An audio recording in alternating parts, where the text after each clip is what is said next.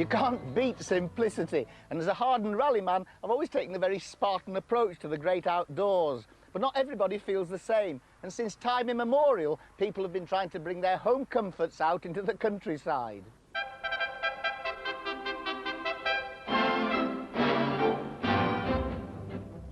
Of course, I'm talking about caravans, the bane of the B-roads and an anathema to the performance-minded motorist.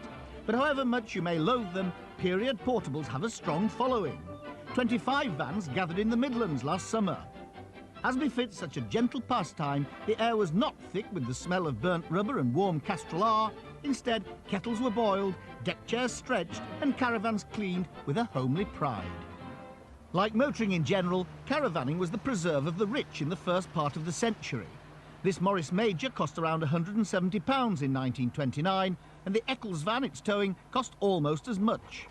The company was the first to produce vans in any numbers, and this one was designed as a picnic caravan, more for day trips than holidays. Eccles were also one of the first to build motor caravans, one of which is being lovingly recreated by Paul Budgeon on the chassis of a 1930 Austin Heavy 10. I thoroughly enjoy it. It might be my masochistic instinct, I really don't know. There's something very primitive about it. Getting your hands dirty on one of these, well, you do achieve results. Unlike a modern vehicle, lift the bonnet on one of those, if it's broken down, you can't always repair it. Invariably with this type of vehicle, there's always a means of getting it home. The Lantern House makes a fine lookout place. It's a unique home, and so is the caravan, really. This V8 is towing a car-like caravan. This film by Ford dates from the 30s when caravanning gained popularity, heavily promoted by Autocar magazine, organisers of the first caravan rally. Sleeping accommodation is almost Ritz-like in its luxurious ease. The same can't really be said of this automatic telescopic caravan, designed to be towed by the new breed of small cars like the Austin 7. Finished in Gaboon mahogany and advertised as an hotel to yourself where you wish, it came with leaded lights and a bay window, all for £105. Now this is rather nifty. This is the original number plate and it doubles up as a step to get on board. Actually, it's very reminiscent of a railway carriage here up in the roof and the luggage rack. Apparently these caravans were hired out to sales representatives in the 30s who used to trundle around the country with them and sleep in them at night. That was before the days of travel lodges, of course. Now it's got all mod cons. Underneath the doily here we have this little hand basin, and on the opposite side we have this splendid cooker, 2 hot plates, and then here a little oven for the Sunday joint. Now the lights are interesting. These are electric, powered by the car battery, because they hadn't invented bottled gas in those days. And this frame folds out to create a table or a bed. Now, if you have the misfortune to suffer a puncture, well, you've got real problems. Having put the bed up, you've then got to remove this, undo the wheel nuts, and then lift the whole wheel up through the inside of the caravan. By the 50s, things have become much more sophisticated. This is a French-manufactured caravan called L'escargot, and it has all sorts of examples of Gallic flair.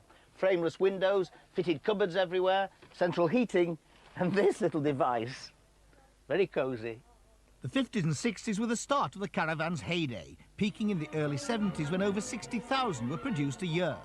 And to ensure safe vanning, Dunlop made this film to explain van law in mind-numbing detail. Here comes summer, and off come the Raps for another season of carefree caravanning. Now, don't let anyone distract you. They can get on with the packing on their own. You've got some important work of your own to do. If the caravan gives up the ghost on the motorway, you know who the women will blame. Not that it should. You seem to know your stuff when it comes to caravans. You wrapped the tires up last autumn in strong paper and hessian so they wouldn't crack with the air getting at them. Stood the van on concrete and turned the wheels now and then so the same bits weren't taking all the weight. And this certainly isn't the first pressure check you've made.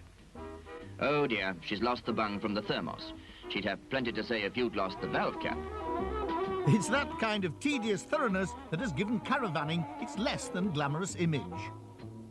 But the historic scene has a greater selection of characterful vehicles and owners, none more so than Captain C.C. Green, who built the extraordinary Mog 7 in 1954, a Winnebago before the word was invented.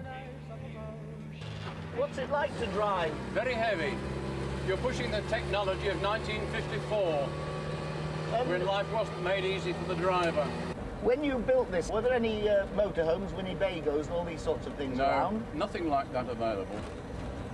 This was hatched out of army experience, and we put it together with firewood and canvas and found we'd got a motor caravan. We found it was very, very handy to be able to roll out of the driver's seat, crawl into the back and tip down. What Mach 7 lacks in speed, it makes up for in individuality. Like other historic caravans, it belongs to an age when roads were empty, machines were simple, and every journey was an adventure.